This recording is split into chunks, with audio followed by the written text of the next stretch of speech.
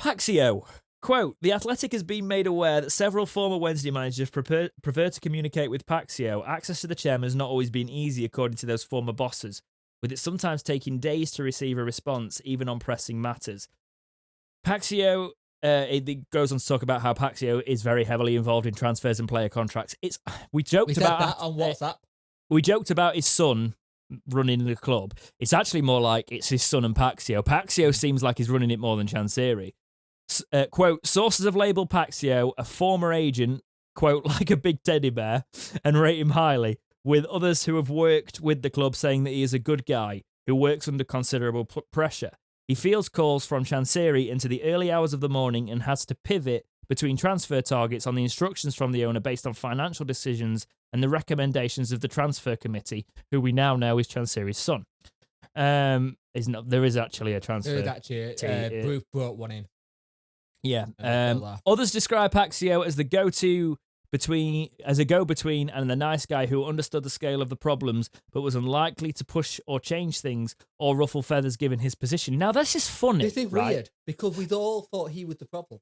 Yes, this is what's weird because every fan was made to believe that this man was the one that was the issue. Who came out and said that he was the issue? Was it just Eric Alonso? May have been, yeah. Was Eric Alonso the issue? Could have been.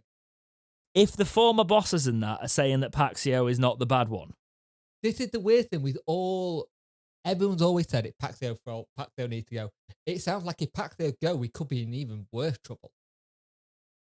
I don't know though. I think he still needs a new advisory team in. He does. But it's weird that I was going to make a joke, I'm not making it. Probably not a good idea. But like I'm just reading it and looking for something like this. It contrasts everything we've heard about the club recently. Contrast everything we've heard about the advisory team there, and it just makes it. I want to say hats off to Athletic for bringing this out when they did. Mm-hmm. They hit it while the iron was hot. Yeah, they did, and they're taking the other side of it now, and we don't really know who runs Sheffield Wednesday. No. I think the big thing for PAIXAO could have been Eric Alonso.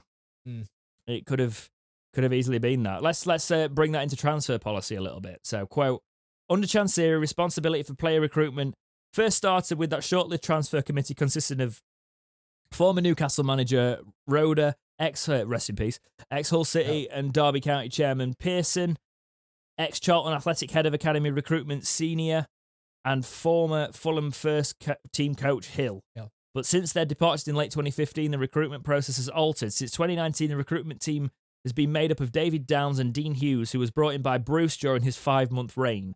Quote, this is interesting, right? Because they've gone under these different panels. So this is a quote from a former player again.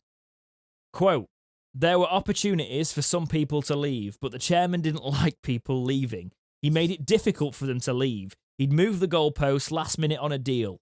One lad who wanted to go had to track the chairman down in a hotel and ask to leave. He forced it through in the end. I know who that is. That's Zhao. I thought that was Zhao. I figured that was the only one who it could be. Yeah, but so...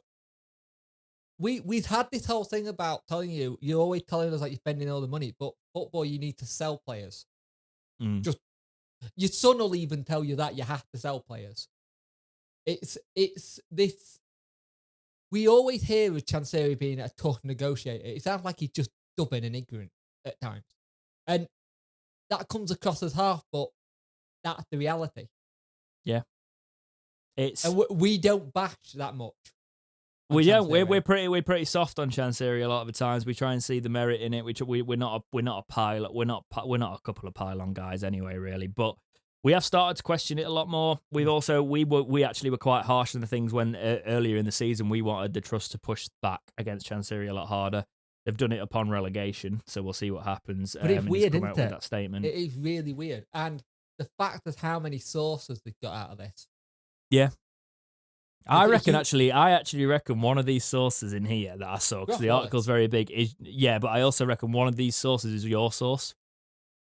Yeah, it looked like it from some of the stuff we've heard, because we've got a source that's quite a lot of this stuff I can see this being legit from what we've heard. That's why we're so behind it. The transfer policy is clearly something we kind of knew this. We knew it was something that was broken, and it definitely needs fixing. And we're going to end this section on the State of Sheffield Wednesday with the actual this quote that was in the middle of the article, but I think it's perfect to finish it off.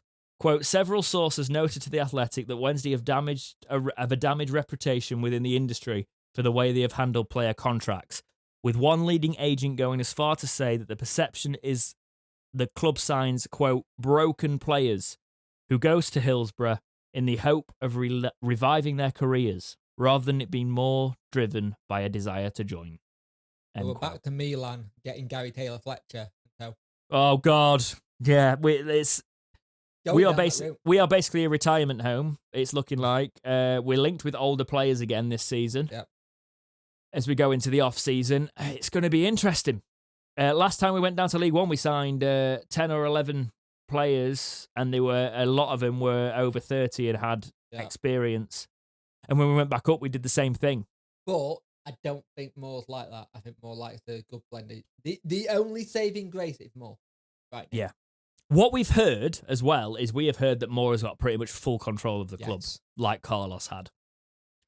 So if that's true, that's a positive sign going forward. We can say that. Yeah. We can say that. Yeah. We've not. My thing is, Chansiri now needs to step back and have somebody in a role at the club to run it for him. You pay people, even though you're not very good at doing that, but you pay them, you do everything like that, but you step back. You let other people do it now.